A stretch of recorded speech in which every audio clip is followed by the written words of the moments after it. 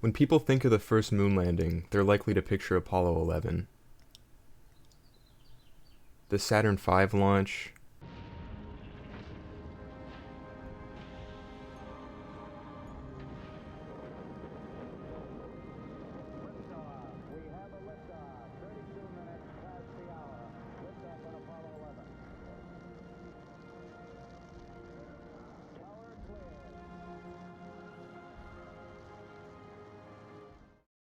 And of course, It's one small step for man, one giant leap for mankind. but the first soft landing on the moon happened more than 3 years earlier, and it launched on an R7 variant. This is Luna 9. It carried a crew of 0 men, and it autonomously touched down softly on the moon's surface on February 3rd, 1966.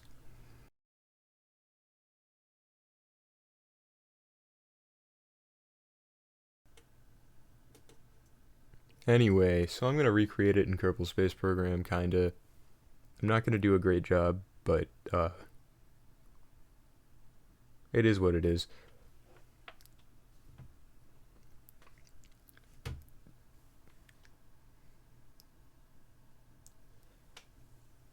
I think it's really interesting uh, looking into some of the Soviet, like early Soviet era space missions,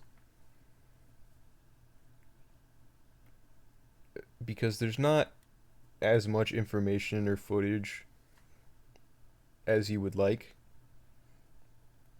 They were a lot less open, especially with failures than the United States. But even with successes, they they were not flaunting them as much as the U.S. would have been. Um, they didn't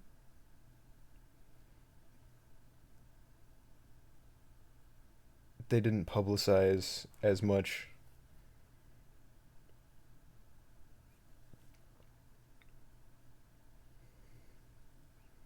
Also, the R7 in its modernized variants and such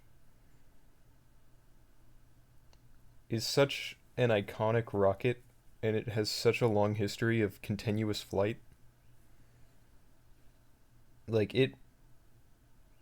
it's literally put the first ever thing in orbit, and it still flies today with Soyuz. Obviously, it's a wildly different animal now, but it's still the same basic, four boosters, freaking basically RD 108s and seven, or an RD 108 in the middle and four RD 107s, kind of basically, just modernized.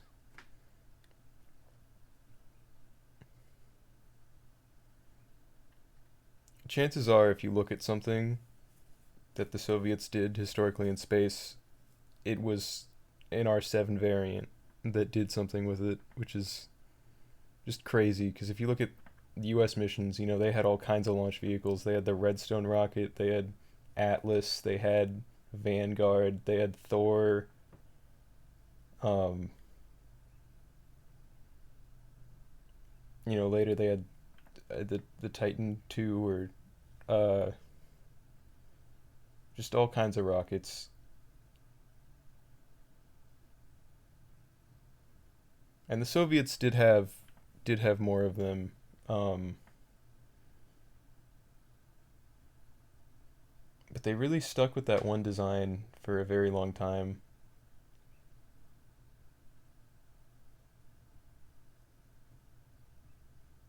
Oh yeah, Kerbal Space Program 2 works now. The update on Thursday, it fixed it.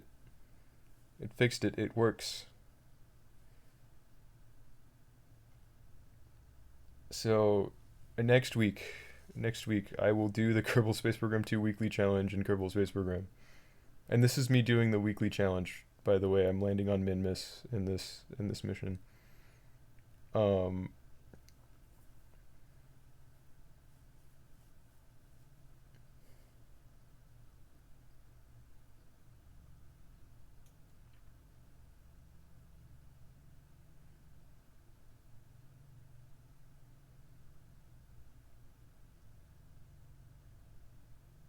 Yeah, this video is a week late compared to when it should have come out, but there's nothing I can do about that now. I was busy this weekend and I was I I wasn't busy yesterday. This video could have come out yesterday, guys. I'm sorry. I'm not sorry. Um I say and like a lot. It's a problem. Also, like use that as a verbal pause, and I'm trying not to. Um but I'm doing it. I'm doing it anyway.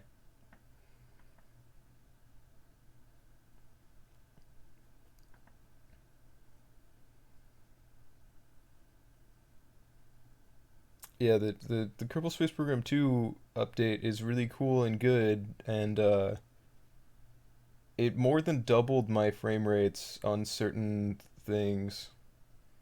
Like I made a simple plane with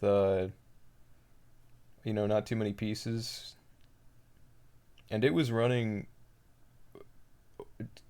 not well, but I was getting like 40 FPS, which is very well, compared to before the patch, it's very respectable.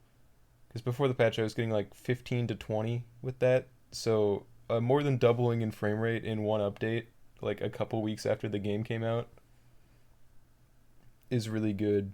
And if they keep making progress like that, not necessarily exclusively towards performance, then this game is going to be really, really good. Um, I'm really happy that it didn't take, 2 months to get a patch out that fixed like some bugs and then left the game in this similar state to how it was before.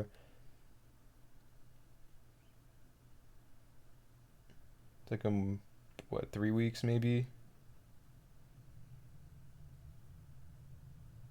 And it's significantly better to play.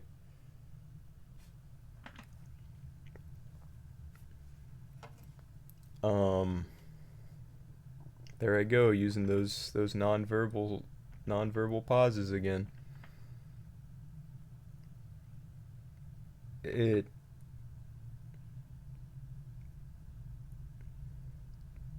Yeah, as I touched down, well, okay.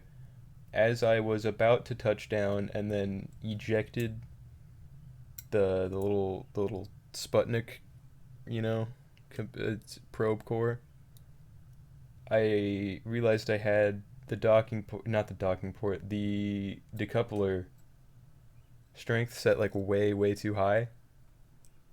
So it freaking launched me away from the rest of the thing. And then since the probe core is a freaking ball, it started rolling, which is probably why the real one had pedals because they knew that that could be a problem, or maybe those were the airbags. I'm not 100% sure. I probably should have looked into it more. Um, and I decided that I was tired of waiting for it to stop rolling because it didn't seem like that was even going to happen. It seemed like if I let it, it would just go around the planet, like all of the way, forever maybe. Um,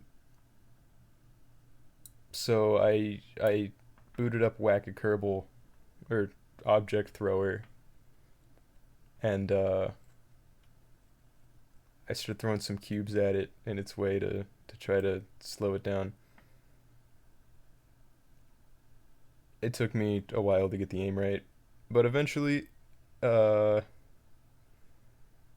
look at that, it stopped.